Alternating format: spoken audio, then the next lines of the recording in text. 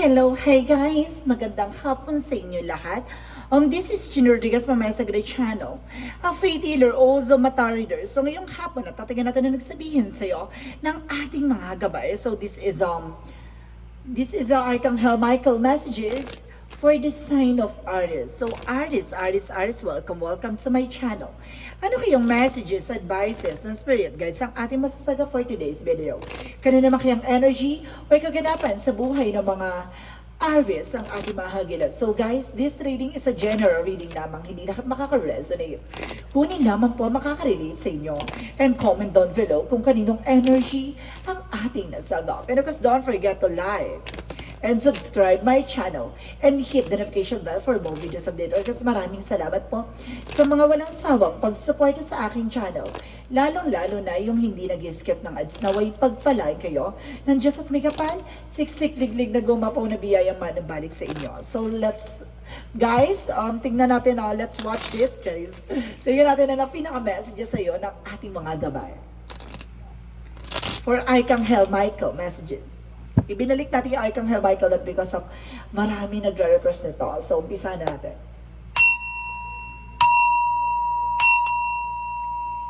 Angel Spirit messages for Archangel Michael. Messages, get more information po. Anong gusto mo nga sabihin sa ating mga kapatid na Aries? Oh my God. Oh my God. Okay, oh. Wala ko nandito na sa ibaba. Okay, guys. So, sinasabi dito, no, na nasa tamang direction ka. You're on the right path. So, nasa tamang direction ka. And of course, guarded and protected. Pangalagaan at proteksyonan. And of course, sinasabi dito, have confidence. So, kailangan mo ng kumpiyansa, no? And of course, sinasabi dito na your children are watched over by angels. Now, yung mga anak mo raw ay ginagabayan ng ating angel spirit guides. So, tingnan natin kung ano yung pinaka-mensahe dito na Archangel Michael ang gustong ipabatid sa inyo at ipaalam, no? Angel Spirit, let's give me information po. So there is the Queen of Pentacles, being practicality. So kailangan maging practical kapag dating sa finances. Tama yung ginagawa mo kung ano man yung about sa finances, na kumbaga think before you click. And of course, there's a Nine of Cups for a wish fulfillment, no? Kumbaga sinasabi dito na matutupad na yung mga pangarap mo, na unti-unti na may ipabaysa sa katuparan. And of course, there's the full card for testing in your faith. No? Sinusubok ang pananampalataya mo, tiwala mo, at yung kumpiyansa mo. At the same time, there's a Ten of Pentacles for long-term success and long-term investment. So, ibig sabihin dito, magkakaroon ka ng financial security. And kung sinasabi dito, guys, with a Page of Wands, there's a good news. May magandang balita dito na ipagkakalob sa iyo ang langit. And of course, there's Seven of Swords. Mag-ingat ka. May manloloko, may cheating, may cheater or something.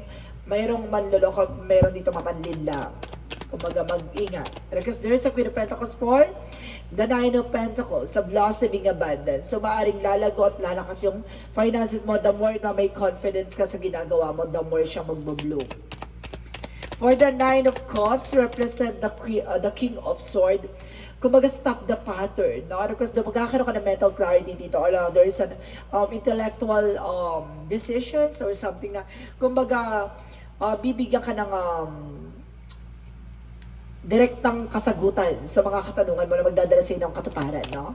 So, let's see what is the moon card, the full card. So, there's the moon card. So, there's information na, kumbaga, may mga bagay na, kumbaga, may mga pangarap ka na may isa sa katuparan dito, pero sinusubok ang pananampalataya mo at tiwala mo, no? So, let's see what is the Ten of Pentacles for the Nine of Swords. So, nagkakaroon anxiety and depression and of course, sleepless night dahil about sa finances, no? Kung paano mo siya po protection, paano mo pangangalagaan, no? Kumbaga, sinasabi dito kung paano ka kumita ng for long term. Yun yung iniisip mo. And of course, there's an information with the Two of Swords, there's a decision. May mga bagay na parang nahihirapang pagdesisyonan kung gagawin mo itong plano to o hindi, no? The Seven of Swords represent the devil. So, ibig sabihin dito, meron ditong may masamang balak sa iyo tong tao na to, na kumbaga magsinungaling sa iyo, no? Mag-ingat sa mga papautangin mo, mag-ingat sa mga lalapit sa iyo, kasi baka yung mga garantor ay hindi ka bayaran kasi baka magsinungaling sa iyo. Talagang there's a devil for evil plan. So let's see what is the Queen of Pentacles, and of course the Nine of Pentacles. And of course, there is a Hermit card. So, ibig sabihin dito, there is a spiritual enlightenment. May mga bagay naglilinaw sa about sa spiritual about kung paano mo papalaguin or kumbaga paano mapapalaksin ang resource of income mo. At the same time, with this, the Nine of Cups and the King of Swords, represent the Four of Swords, that there's a listen to intuition and listen to gut feeling. Lagi ka makikinig sa intuition man, of course, sa mga missions mo, no? May gustong ipahiwatig or ipabatid sa iyo yan. The Fool card and the Moon card represent the Five of Pentacles.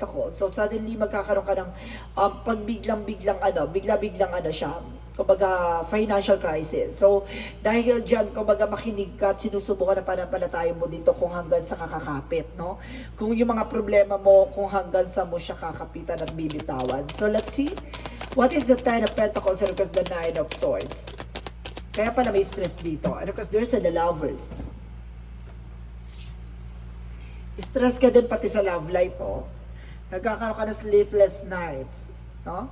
Kumbaga maaring kumbaga meron ditong utang na na maaring kumbaga utang ng magulang, ganun, or utang ng asawa mo, or ganun na babayaran mo kaya nagbibigay ng stress sa iyo, or something na may nagbibigay ng sleepless night about sa asawa mo or sa iyo, no?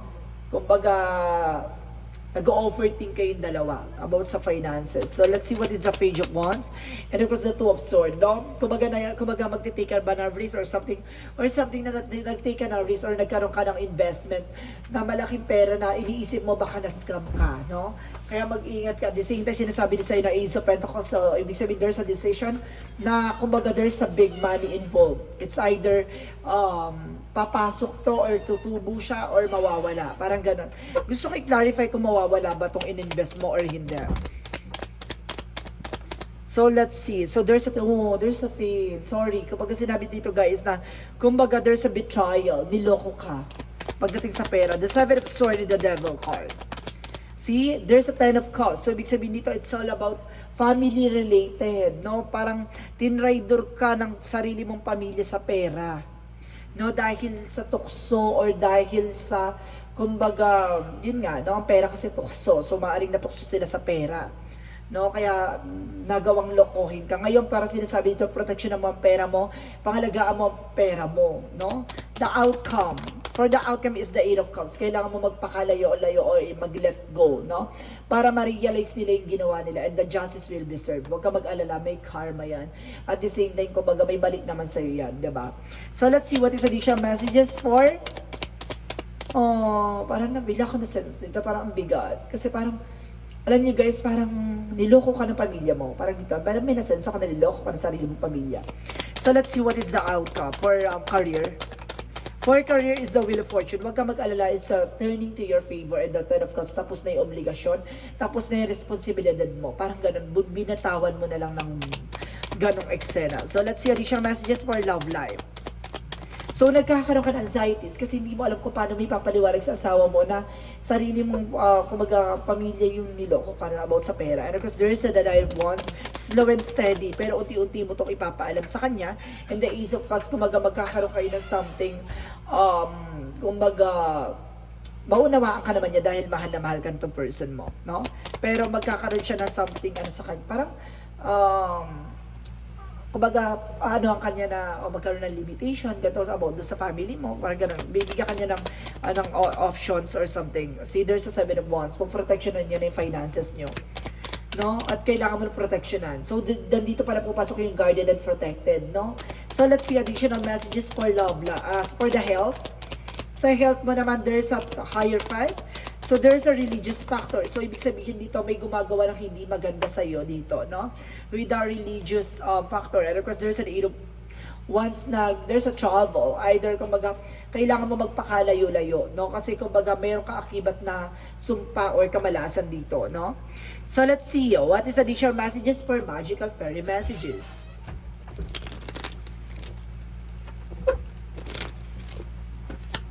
So let's see guys, no, kung what is additional messages for magical fairy messages. So there is an information with the pregnancy. So maaaring magbuntis ka or maaaring magkaroon ka ng bagong negosyo. And there is a do some research, no.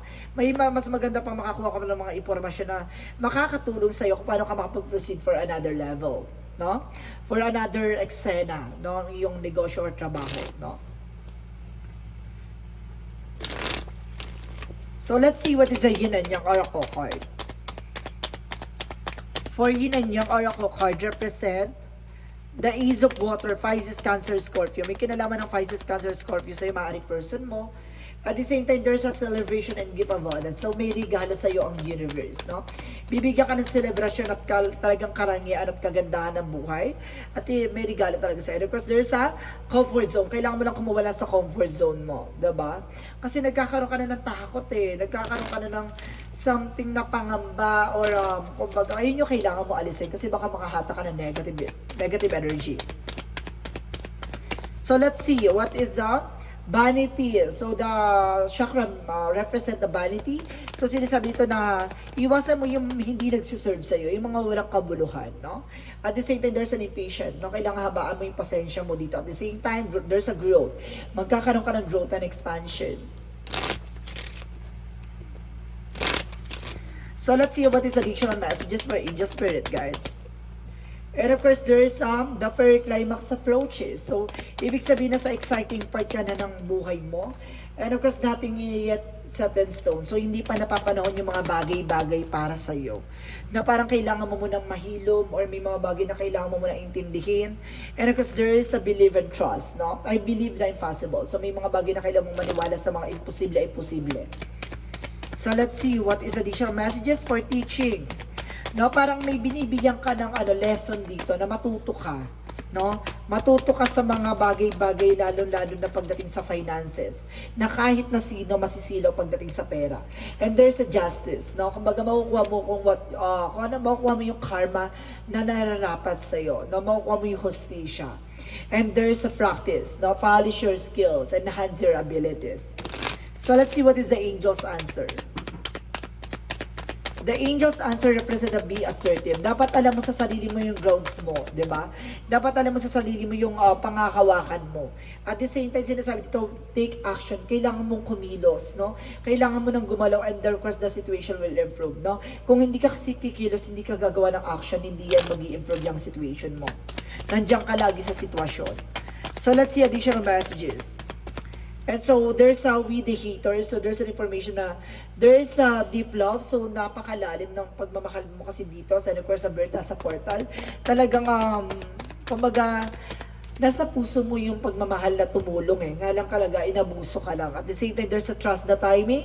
So, may mga bagay na ibibigay sa'yo si God kung talaga ay para sa'yo na, no? Kumbaga, pagkatiwalaan mo ang ating Panginoon kapag dinala ka niya sa sitwasyon dyan kasi may gusto siyang ibigay sa yung mensahe, no? May gusto siyang matutunan mo, no? Na sa buhay na ginagalawan mo, kahit nakamag-anak mo, mahal mo sa buhay ay pwede ka nilang i-betray, no? Kaya nilang lokohin ka. No, and of course, there is an Ask Your Body for massage, no? Kailangan mo ng, kumbaga ng massage therapist or something na makakatulong to relieve your stress and good night's sleep, na parang sumarap na yung tulog mo. Kasi nagkakaroon ka sleepless night dahil dun sa iniisip mo eh.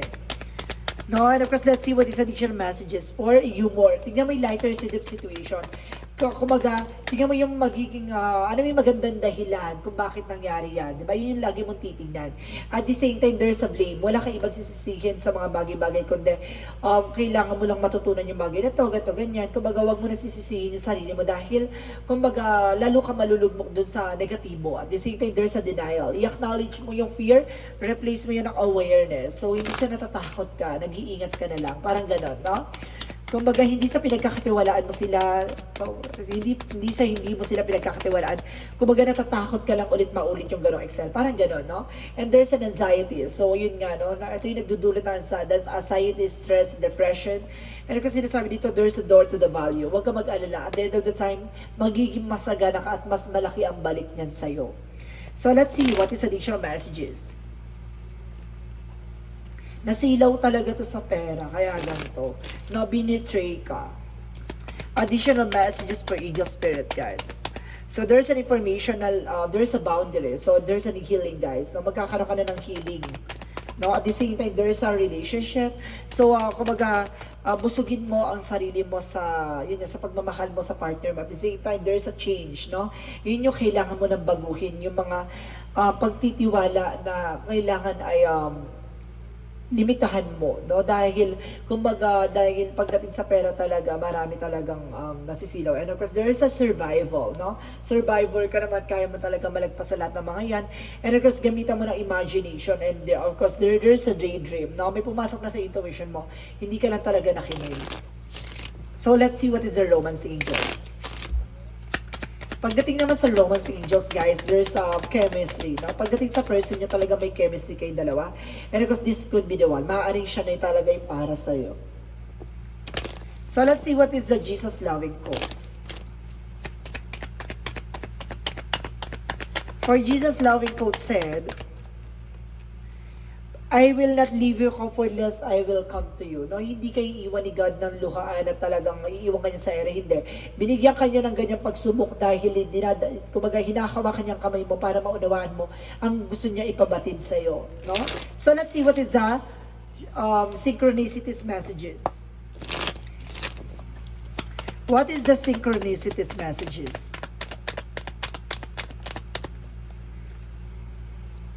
Oh, formula. So, ibig sabihin, may, yung lahat ng mga bagay-bagay mapagtatagpi-tagpi mo na, makukuha mo na yung solusyon, no? Or, yun nga, yung solutions dun sa nangyayari sa'yo. No? At the same time, there's a delay. So, makakaranas ka ng mga something delay sa pagpasok ng magandang eksena sa'yo with the love. No? Huwag ka mag-alala, parang sinusubok din ang pagmamahal nyo dito na person mo. So, let's see. What is additional messages for messages of life? So there's a me, no? Talagang ikaw din na sinusubok ka. I allow serenity to reign in me. The love I have for myself invites harmony to settle with my being. I listen to your honor and strive to fulfill the needs of my soul. So see, kumbaga talagang sinusubukan yung sarili mo dito kung hanggang sa kakakapit at hanggang sa yung pagmamahal mo sa sarili mo, no? Parang ganon. So let's see, what is additional angels number messages? Nagpipik talaga siya ng ganun.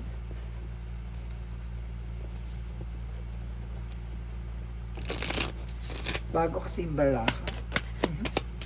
So there's an information with the 0808 for swift and action. No, may pagbiglaang pagbabago, no? So sinasabi dito, there's a wealth, no? Bilang pagkayaman or yayaman ka or something na aasenso ka, there's a promises. So ibig sabihin dito, talagang mayroong pagbabago na sinusubukan ng pananampalataya at tiwala mo. Ano ko sinasabi dito?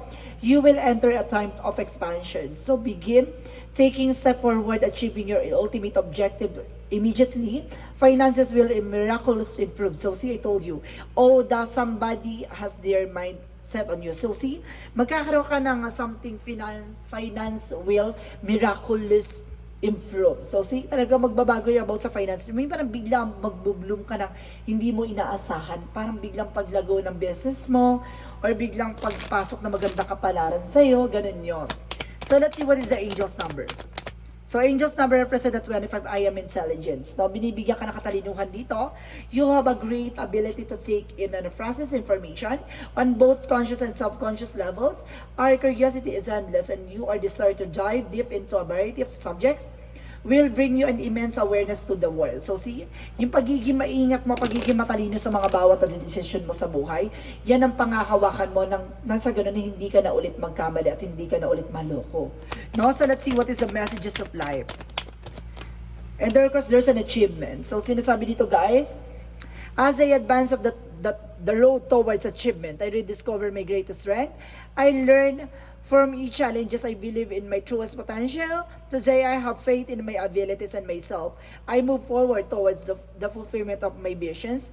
I reach my objective. I am courageous. I am embrace life. I am always, again, in a good company on this journey towards the light. So, kumbaga nagpapasalamat ka kung ano man yung mga bagay na nakukuha mo at nakakamtan mo ngayon ay deserve mo, no? Lahat ng mga nakuha mo ngayon at mga napagdaanan mo ay may kaakibat na kaayusan at success sa dulo. No, alam mo na lahat ng mga bagay na yan ay may liwanag at bibigyan kaliwanagan ang mga pinagdaanan mo. So guys, this is Archangel Michael. Messages for the sign of Aries. So this reading is a general reading lamang. Hindi lahat makaka-resonate. Kunin lamang pa makaka-relate sa inyo.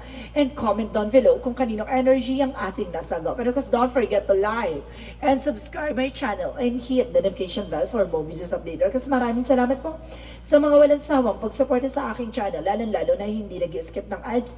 Naway pagpalain kayo ng Diyos at may kapal, siksik, liglig, nag-uumapaw na biyayang manumbalik sa inyo. So guys, maraming salamat po and see you in the next video. Bye-bye and babush!